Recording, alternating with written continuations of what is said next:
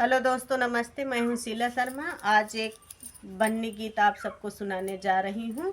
आप लोग फुल आवाज़ करके दोस्तों सुनना। आप लोगों को पसंद आए तो लाइक शेयर सब्सक्राइब कमेंट भी करना दोस्तों।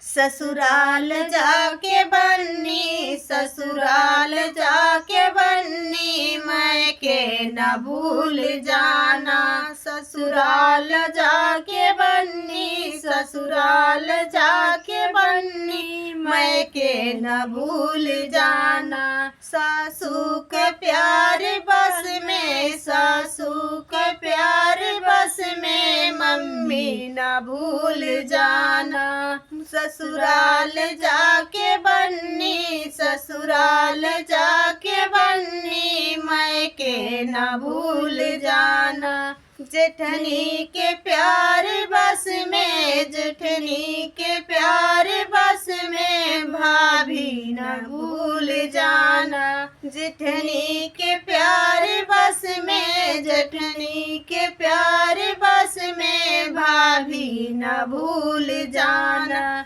ससुराल जाके बन्नी, ससुराल जाके बन्नी, मैके न भूल जाना। ननदा के प्यार बस में, ननदा के प्यार बस में, बहना न भूल जाना। ननदा के प्यार बस में, ननदा के प्यार बस में, बहना न भूल जाना। ससुराल जाके बन्नी, ससुराल जाके बन्नी, मैके न भूल जाना।